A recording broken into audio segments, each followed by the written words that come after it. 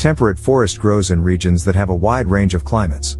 In some, winters are cold and summers are cool. In others, the winter is relatively mild, and the summer heat rivals that in the tropics where winters are cold. Temperate forest trees are usually deciduous, shedding their leaves in winter and growing a new set in spring. In warmer regions, many trees keep their leaves all year.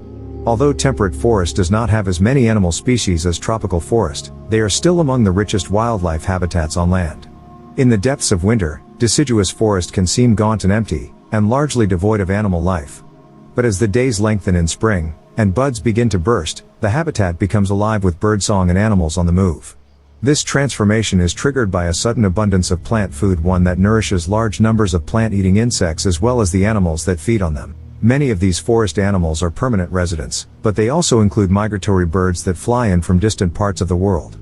Compared with tropical forest, temperate deciduous forest has relatively few tree species. The maximum number, found in some of the forests of eastern North America, is several hundred, while tropical forest might contain several thousand. Nevertheless, temperate forest trees are powerhouses of life.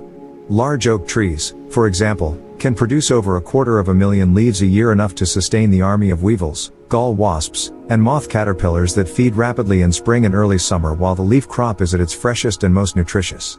Like tropical forest, deciduous forest has a clear, vertically layered structure, but there are some important differences. The trees are rarely more than 100 feet, 30 meters, tall, and the canopy layer is usually deep but open, allowing light to reach the understory and encourage plant growth. Fallen leaves rot slowly in cool conditions, so deciduous forest has an unusually deep layer of leaf litter that insects, woodlice, and millipedes use as food and cover. As a result, while many small animals live in the cracks and crevices in bark, the place that is richest in invertebrate life is not the trees but the ground. In warm parts of the temperate world, many broadleaf trees are evergreen. Unlike trees of deciduous forest, which grow in spring and summer, evergreens grow in winter and spring, when temperatures are low but not cold, and when water is readily available. Described by botanists as sclerophyllous, meaning hard-leaved, forest, this habitat is found in several widely scattered regions of the world, including parts of California and western South America, the Mediterranean region in Europe, and large areas of eastern and southwestern Australia. In some of these places, the forest is low-growing, but in Australia, where eucalyptus is the dominant species, it includes the tallest broadleaf trees in the world.